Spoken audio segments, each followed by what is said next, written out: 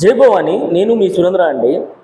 అసలు నిజంగా వీళ్ళు నిజంగా భారతీయులేనా? వీళ్ళు నిజంగా భారతీయ విద్యార్థులేనా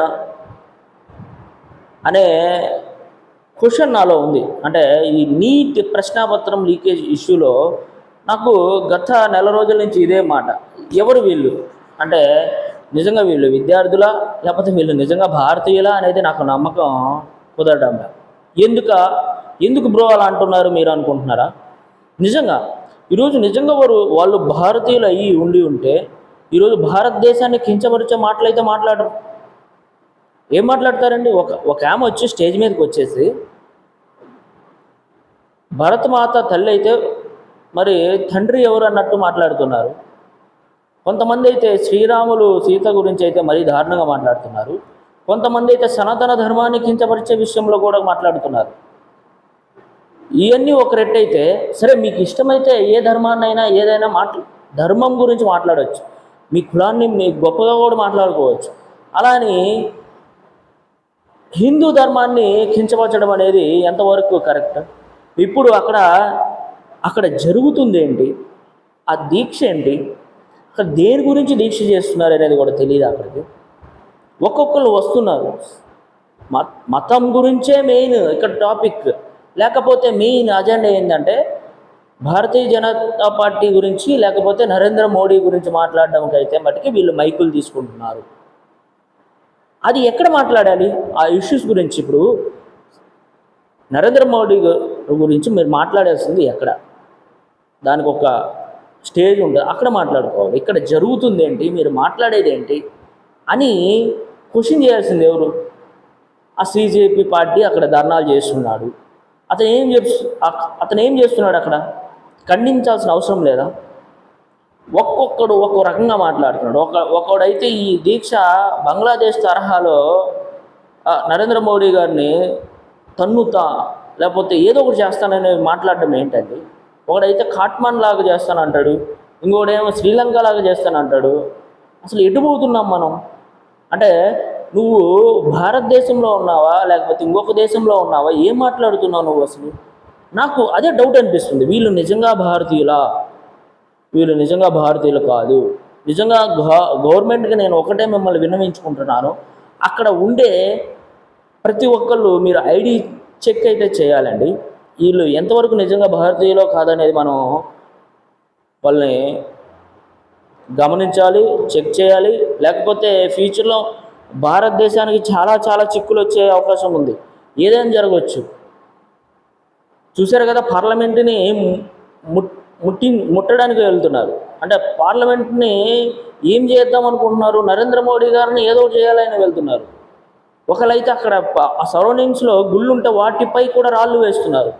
మీరు దీక్షలు చేస్తుంది గుళ్ళ మీద రాళ్ళు వేయడానిక? కాదు కదా. ఇప్పుడు దీక్ష అంటే ఏంటండి? ఇప్పుడు మీకు గవర్నమెంట్ మీకు సపోర్ట్ చేసింది గవర్నమెంట్, అక్కడ మీరు దీక్షలు చేసుకోండి అని. కాకపోతే మీరు ఏం చేస్తున్నారు? పోలీసులపై రాళ్ళు రువ్వడం ఏంటండి బాబు? అంటే మీకు ఇదేనా మీకు చెప్పింది? ఆ సిజేపీ పార్టీ అధ్యక్షుడు ఇదేనా చెప్పింది మీకు? అతను నిజంగా కడుపుకి అన్నం తింటున్నాడు, గడ్డి ఏమన్నా తింటున్నాడు అతను? పోలీసులు తంటున్నారు వాళ్ళు, చూస్తున్నారు వీళ్ళు. ఇంకోటి ఏంటంటే వీళ్ళు వీళ్ళు 95% ఇక్కడ దరిద్రులే ఉన్నారు. ఒక 5% విద్యార్థులు ఉన్నారు, లేరని నేను చెప్పను. వాళ్ళకు కూడా దెబ్బలు తగులుతున్నాయి అనమాట. ఈ రాళ్ళు రువ్వుతున్నారనమాట. ఎవరు? ఈ విద్యార్థులు అనే ముసుగులో కొంతమంది రాళ్ళు రువ్వుతా పోలీసులపై మరీ దారుణంగా వాళ్ళు రాళ్ళు రువ్వడం అనేది ఎంతవరకు కరెక్ట్? ఎంతమంది పోలీసులు వీళ్ళ నుంచి ఎంతమంది ఎఫెక్ట్ అయ్యారండి?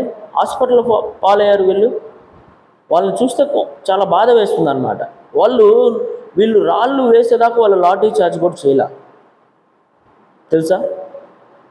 గ్యాస్ ప్రయోగించారు, వాటర్ ప్రయోగించారు, ఇలాంటివి చేశారు. అప్పటికి వీళ్ళు ఇంకా దారుణంగా పోలీసులు తండడానికి వెళ్తున్నారు. మరీ దారుణంగా కొంతమంది అయితే పోలీసు చొక్కాలు చింపడం జరుగుతుంది. ఇదొక ఎత్తు అయితే జర్నలిస్టులు అక్కడ వచ్చి కవరేజ్ చేసుకుంటుండంటే వాళ్ళని మరీ దారుణంగా వాళ్ళని కూడా కొట్టడం జరుగుతుంది. ఆడవారిని అయితే ఎక్కడ పడితే అక్కడ టచ్ చేస్తున్నారు. అంటే వీళ్ళు నిజంగా అక్కడ విద్యార్థులు అనేది ఏ కోసాన ఉన్నారండి అసలు? అంతా నిజంగా చెప్పాలంటే ఒక పాకిస్తాన్ టెర్రరిస్టులు వచ్చి మన దేశాన్ని ఆ, ఆక్రమించినట్టు అనిపిస్తుంది అక్కడ చూస్తుంటే. అంటే ఇంక ఏం చేయాలి అక్కడ? అంటే వీళ్ళు నిజంగా ఇప్పుడు మిలిటరీ వచ్చి పడాలి అక్కడ. నిజం చెప్పాలంటే మిలిటరీ రావాలి అక్కడికి, లేకపోతే వీళ్ళు ఆగడాలు అయితే ఆగవు. ఇంత దారుణంగా మీరు చేస్తుంటే మీకు పర్మిషన్లు ఇస్తే మీరు ఇలా చేసేది మీకు మీకు గవర్నమెంట్ పర్మిషన్ ఇచ్చింది, మీరు దీక్షలు చేసుకుంటున్నారు కదా. అంటే పోలీసులపై రాళ్ళు రువుతారు, వ్యక్తులపై దూషిస్తారు. మీ ఇష్టం వచ్చినట్టు మీరు చేసుకుంటూ పోతారా? మీకు ఒక పర్మిషన్ ఇస్తే మీకు ఇదేనా పరిస్థితి మీరు చేసేది? ఇది గవర్నమెంట్ కూడా వీళ్ళని చెక్ చేస్తే చాలా చాలా మంచిది. భారతీయ గవర్నమెంట్ వీళ్ళని చాలా చాకచక్యంగా వీళ్ళని మీరు చెక్ చేయకపోతే మన భారతదేశం అనేది చాలా సర్వనాశనం చేసే దిశగా అయితే వీళ్ళు ఆలోచిస్తున్నారనేది కనిపిస్తుంది అన్నమాట. వాళ్ళు మాట్లాడే మాటల వల్ల వాళ్ళు మాట్లాడే తీరు కూడా చాలా దారుణంగా ఉంది. ఒక్కళ్ళు కూడా నిజంగా భారతీయుడి ఆలోచన అనేది ఎక్కడ కనిపించడం లేదు. ఒక టెర్రరిస్ట్ భావజాలం అయితే అక్కడ కనిపిస్తుంది మాకు. అలాగే ప్రవర్తిస్తున్నారు వాళ్ళు. వీళ్ళకి నిజంగా ఎక్కడి నుంచి ఫండింగ్ వస్తుందో కూడా అర్థం కాని పరిస్థితులు. ఈ ఫండింగ్లన్నీ ఎలా వస్తున్నాయి? ఒకసారి గవర్నమెంట్ కూడా ఈ ఇష్యూని కూడా తీసుకోండి కొంచెం. వీళ్ళకి ఫండింగ్ ఎలా వస్తుంది? అంతంత భోజనాలు, అంతంత వాటర్ బాటిల్స్, వీటికి ఫర్ డే ఎంత అవుతుంది? ఎంత కాస్ట్ అవుతుంది? ఇన్ని రోజులు ఫండింగ్ ఎవరు నడిపిస్తున్నారు? ఏ పార్టీలు అండదండలు ఉన్నాయి? ఏ దేశాల అండదండలు ఉన్నాయి వీళ్ళకి? ఇవన్నీ గమనించాలి. గవర్నమెంట్ దీని గురించి మీరు చాలా చురుగ్గా ఉంటేనే బాగుంటుంది. లేకపోతే భారతదేశాన్ని వీళ్ళు సర్వనాశనం చేయడానికే వీళ్ళు పూనుకొని అక్కడ ఉన్నారు కనిపిస్తుంది. వాళ్ళ మాట తీరే కనిపిస్తుంది అనమాట. వీళ్ళకి తోడు కొంతమంది యాక్టర్లు వచ్చేస్తే ఇంకొంచెం ఫైట్ చేయాలని చూస్తున్నారనమాట. అసలు వీళ్ళని ఏమనాలో కూడా అర్థం కాని పరిస్థితి అనమాట. వీళ్ళు ఈ మరో పక్కపోతే ఈ కాంగ్రెస్ పార్టీ వాళ్ళు వచ్చి రెచ్చగొడుతున్నారు ఇంకొంచెం. గత 12 సంవత్సరాల నుంచి ఏ ఒక్క ఇష్యూలో కూడా తలదూర్చలేదు. ఈరోజు ఒక చిన్న నీట్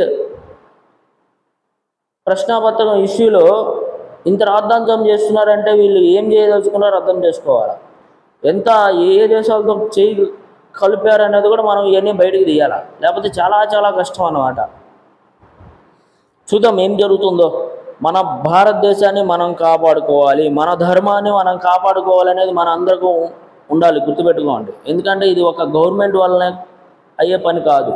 మనందరం గవర్నమెంట్కి సపోర్ట్ చేస్తేనే మంచి జరుగుతుంది. లేకపోతే వీళ్ళు భారతదేశాన్ని నాశనం చేయడానికి మాత్రమే ఈ యొక్క దీక్షలు ఇవన్నీ పూనుకుంటున్నారన్నమాట.